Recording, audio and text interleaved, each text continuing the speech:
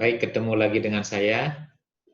Kita akan lanjutkan materi kita terkait dengan terapi modalitas dalam asuhan keperawatan keluarga. Nah, di video yang pertama sudah saya sampaikan sekilas tentang terapi keluarga dalam konteks konseling untuk mengatasi konflik-konflik yang terjadi dalam keluarga. Nah, kenapa saya menggunakan teori tersebut sebagai pembuka kuliah adalah karena adanya pengalaman setiap saya memberikan kuliah terkait dengan asuhan keperawatan keluarga maupun asuhan keperawatan gerontik yang merupakan bidang saya. Banyak sekali pertanyaan dari mahasiswa di mana salah satu kesulitan memberikan intervensi terhadap keluarga ya, bukan karena ketidakmampuan keluarga untuk mengatasi masalah kesehatannya, tetapi lebih kepada faktor ketidakmampuan keluarga mengatasi masalah kesehatannya karena adanya konflik dalam keluarga. Nah, mau tidak mau, karena kita keperawatannya bersifat holistik, jadi untuk memberikan solusi kepada keluarga, kita juga harus mampu memberikan solusi-solusi terhadap masalah-masalah yang terkait dengan kesehatan individu dan kesehatan keluarga itu sendiri. Nah, itu di video yang pertama. Nah, sekarang pada video ini, saya akan mengajak saudara-saudara untuk melakukan penelusuran. Sejauh mana sih terapi modalitas dan terapi modalitas dalam keperawatan keluarga sudah terpublish di konteks publikasi di Indonesia yang menggunakan bahasa Indonesia. Sehingga lagi-lagi pada akhir kuliah ini Bapak Ibu mendapatkan ide tentang satu, bagaimana sih yang disebut dengan terapi modalitas, kemudian apa saja kira-kira jenis-jenisnya, bagaimana penerapannya di Indonesia, dan hal-hal apa saja yang bisa dikritisi dan dikembangkan untuk meningkatkan asuhan keperawatan keluarga itu sendiri. Baik, jika kita pertama dulu buka Google, kita masukkan terapi modalitas. Nah, banyak sekali muncul berbagai informasi tentang terapi modalitas. Yang pertama malahan oleh Google ini memunculkan bahwa terapi modalitas adalah terapi yang berfokus pada keperawatan jiwa seseorang. Nah, ini menarik ini. Muncul keperawatan jiwa ya, dibandingkan keperawatan keluarga. Ya, sebentar saya ceritakan ya kenapa bisa demikian. Tapi selanjutnya Bapak Ibu ini juga sekaligus informasi. Hati-hati sekali nanti kalau membuka informasi di Google. Ini contoh yang real bahwa sebagian besar yang ditarik oleh Google di sini adalah berupa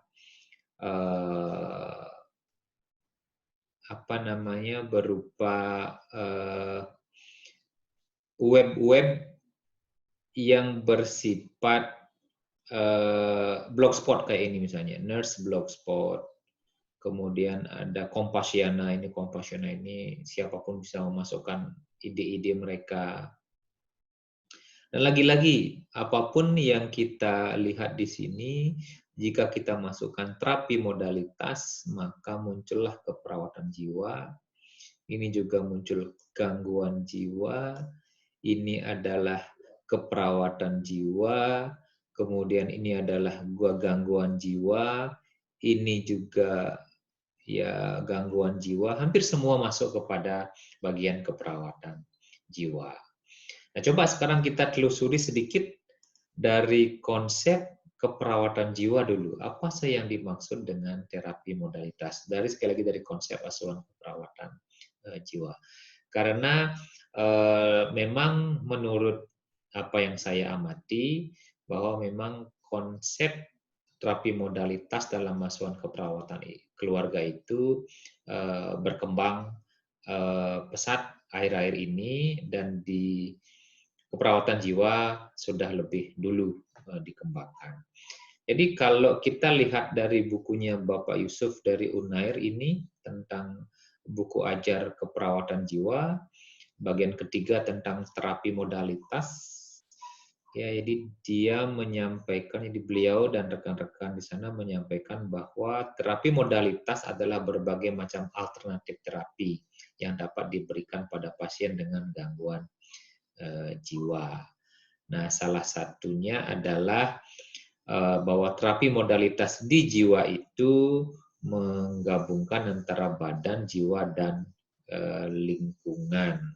Ya, di sini hal yang disampaikan pada asuhan keperawatan jiwa. Nah, juga ada pelibatan keluarga di sini tentunya dalam konteks asuhan keperawatan jiwa. Di sini disampaikan bahwa pada kelompok terapi lingkungan, perawat perlu mengidentifikasi perlunya pelaksanaan terapi keluarga, terapi lingkungan, terapi okupasi, dan rehabilitasi. Tapi konteks yang dibahas oleh buku ini adalah fokusnya kepada keperawatan jiwa tentunya. Baik, kita kembali kepada penelusuran kita. Nah, ini sekali lagi di Google. Bagaimana kalau kita masuk ke Google Cendekia atau Google Scholar? Lagi-lagi saya coba masukkan terapi modalitas dan saya batasi tahunnya dari 2016 sampai dengan sekarang. Coba kita lihat. Artikel yang pertama muncul dari Muhammadiyah Jember. Studi komparasi terapi komplementer yoga dan terapi aktivitas kelompok terhadap kemampuan mengendalikan. Ini sepertinya juga masuk ke jiwa ini sepertinya. Coba kita telusuri.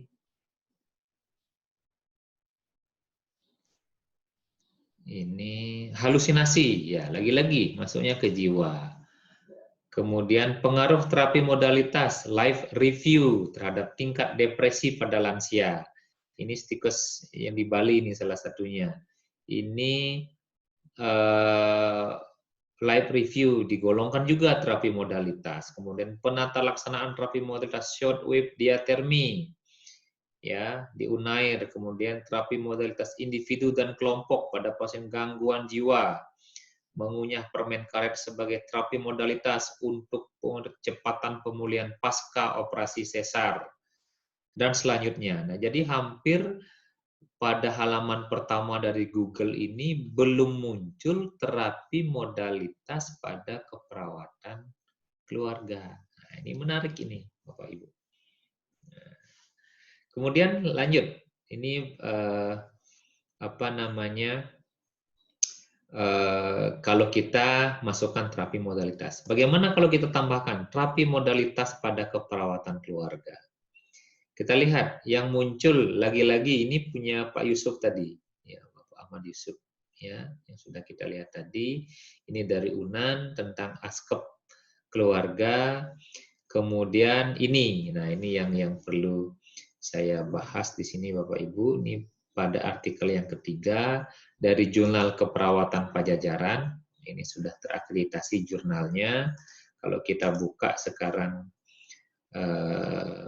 artikel ini, ya ini dari Pajajaran. Pengaruh terapi psikoedukasi keluarga terhadap self-efikasi keluarga dan sosial okupasi klien skizofrenia. Bapak Ibu, ini adalah konteksnya lagi-lagi pada konteks keperawatan jiwa, yaitu klien skizofrenia. Ya, pada bagian akhir dari abstraknya disebutkan bahwa peneliti merekomendasikan penggunaan terapi psikoedukasi keluarga sebagai terapi modalitas pada keluarga yang merawat klien skizofrenia. Nah, jadi kalau boleh saya sampaikan sekali lagi bahwasanya Bapak Ibu, ini adalah sebuah kesempatan. Jika Bapak Ibu tertarik membuat proyek-proyek kaitannya dengan pengembangan terapi modalitas untuk keperawatan keluarga, saya rasa sangat terbuka peluangnya untuk lebih lanjut ditelusuri kembali. Karena lagi-lagi evidence-nya di sini belum banyak diteliti terapi modalitas yang langsung kaitannya dalam konteks keperawatan keluarga. Karena terapi modalitas sendiri itu kan sebenarnya sangat luas. Ya, definisi terapi modalitas luas sekali cakupannya. Ya. Dan itu dikatakan sebagai sebuah terapi yang baik yang bisa digunakan untuk mengatasi berbagai permasalahan baik pada konteks asuhan keperawatan jiwa dan asuhan keperawatan keluarga. Ada lagi satu artikel sebenarnya ini juga tidak langsung terkait dengan keperawatan keluarga, tapi lagi-lagi ke jiwa ini, bahwa salah satu terapi yang dilakukan adalah terapi modalitas untuk students distress dengan menggunakan spiritual deep breathing dari Jember ini lagi-lagi ya, dan lagi-lagi di publish di jurnal keperawatan Pajajaran yang sudah terakreditasi. Coba kita lihat sekarang apa sih yang disampaikan terkait dengan modality. Nah, ini dikatakan bahwa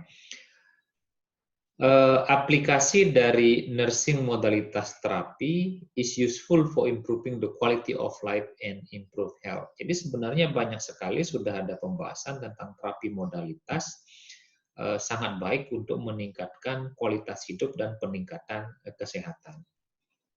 Ya, itu teorinya. Nah, tapi lagi-lagi kalau Bapak Ibu kritisi tidak banyak yang diaplikasikan, yang belum terpublikasi untuk asuhan keperawatan keluarga. Nah, jadi lagi-lagi saya menekankan itu adalah salah satu hal yang baik yang bisa Bapak Ibu pikirkan kembali untuk bagaimana bisa diterapkan.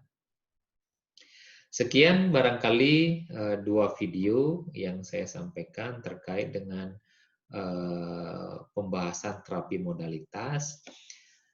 Sebagai poin refleksi Bapak Ibu, dari seluruh penjelasan tadi dan berbagai background knowledge Bapak Ibu yang sudah Bapak Ibu dapatkan dari kuliah-kuliah sebelumnya, bisa diidentifikasi kembali apa itu terapi modalitas, kemudian bagaimana penerapannya di Indonesia, sejauh mana sudah diterapkan pada asuhan keperawatan keluarga untuk keperluan konseling keluarga, apa hambatannya, sejauh mana sudah dipublish, dan kira-kira apa yang bisa dikembangkan dari terapi ini, baik pengembangan langsung secara praktis atau hal-hal yang bisa ditelusuri untuk dijadikan topik-topik penelitian.